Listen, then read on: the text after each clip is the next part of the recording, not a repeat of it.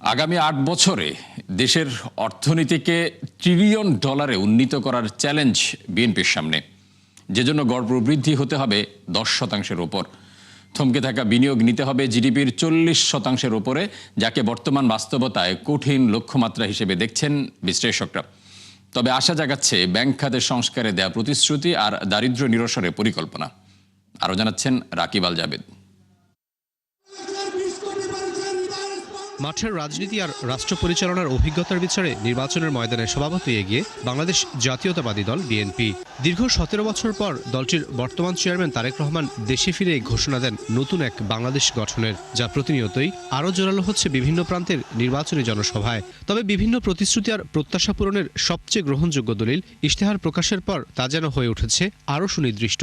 দিনের পর দিন, মাসের পর মাস, বছরের পর বছর যখন এইভাবে লোকাল ইকোনমিতে আপনি রিসোর্স পাম্প করতে থাকবেন, তখন কিন্তু আস্তে আস্তে পুরো ইকোনমিটা অনেক ভাইব্রেন্ট হওয়া ধরবে। বিএনপির এবারের ইশতেহারে স্বভাবতই বাড়তি গুরুত্ব পেয়েছে অর্থনৈতিক সংস্কার ও অগ্রগতি। তবে চ্যালেঞ্জ রয়েছে 2034 সালের মধ্যে ট্রিলিয়ন ডলার অর্থনীতি হওয়ার পথে। কেননা সেজন্য বর্তমানে 460 বিলিয়ন ডলারের জিডিপির ধারাবাহিক প্রবৃদ্ধি হতে হবে প্রায় 10% হারে। এজন্য 30% বিনিয়োগ নিতে হবে 40-এর উপরে। অন্যদিকে প্রতি মাসে 4 কোটি ফ্যামিলি কার্ডের বিপরীতে যোগান দিতে হবে 10,000 কোটি সমপরিমাণ অর্থ, যা নিম্ন রাজস্ব আয়ের এই সময়ে হবে আরও কঠিন। এছাড়া 10,000 টাকা পর্যন্ত কৃষি ঋণ মওকুফ ও চাপ বাড়াবে আর্থিক ব্যবস্থাপনায়, যদিও এসবের সুফল মিলতে পারে দীর্ঘমেয়াদে। যেসব ইশতেহার আসছে এটা গতানুগতিক ইশতেহার, খুব একটা নতুনত্ব আছে বলে আমার কাছে মনে হয় না। 34 সালের মধ্যে 1 ট্রিলিয়ন তারা জিডিপির টার্গেট দিয়েছে।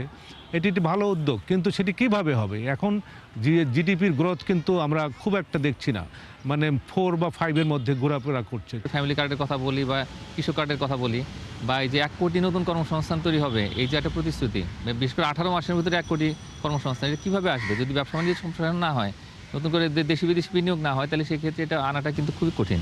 ঋণ নির্ভর অর্থনীতিকে বিনিয়োগ নির্ভর অর্থনীতিতে রূপান্তরের সাহসী এক প্রতিশ্রুতি রয়েছে ইশতেহারে, যেজন্য ব্যবসার পরিবেশ উন্নয়নে বিশেষ গুরুত্ব দিয়েছেন তারেক রহমান। কর ব্যবস্থা সহজ করা, ব্যবসায়ীদের হয়রানি বন্ধ সহ বেসরকারি খাতকে উদ্বুদ্ধ করতে রয়েছে স্পষ্ট ঘোষণা। অন্যতম প্রাইমারি লক্ষ্য হচ্ছে আমাদের কর্মসংস্থান তৈরি করা। ভঙ্গুর ব্যাংক ব্যবস্থাকে টেকসই করতে বেশ কিছু উদ্যোগের প্রতিশ্রুতি আছে ইশতেহারে, যেমন সুশাসন নিশ্চিতের মাধ্যমে সুধার যৌক্তিক করা, একীভূত ব্যাংকের আমানতকারীদের অর্থ ফেরত, সংস্কার কমিশন গঠন, ব্যাংকিং বিভাগ বিলুপ্তি ইত্যাদি। এছাড়া পুঁজিবাজারে আস্থা ফেরাতেও দিয়েছেন একগুচ্ছ প্রতিশ্রুতি। ক্যাপিটাল মার্কেটের জন্য আলাদা করে তারা বলেছে, এবং একই সঙ্গে যে ব্যাংকিং খাত, পুরো যে ফাইন্যান্সিয়াল সেক্টর, সেটার যে রিফর্ম, সেটার জন্য তারা প্রতিশ্রুতি দিয়েছে। এটা অবশ্যই প্রয়োজন, তার কারণ আমরা দেখেছি যে 17-18 মাসে আসলে ব্যাংকিং খাতে বা পুরো আর্থিক খাতে তেমন কোনো সংস্কারই হয়নি। পুঁজিবাজার ধুকে চলছে। এগুলো তো সবগুলো একসঙ্গে বাস্তবায়ন করা সম্ভবপর নয়। ব্যবসা বাণিজ্য বিনিয়োগের পরিবেশটাকে দ্রুততম সময়ের মধ্যে একটা বিনিয়োগ বান্ধব পরিবেশটা সৃষ্টি করার প্রয়োজন আছে, যাতে এই বিনিয়োগটা বৃদ্ধি পায়, দেশি এবং বিদেশি বিনিয়োগ, যাতে কর্মসংস্থান সৃষ্টি হয়।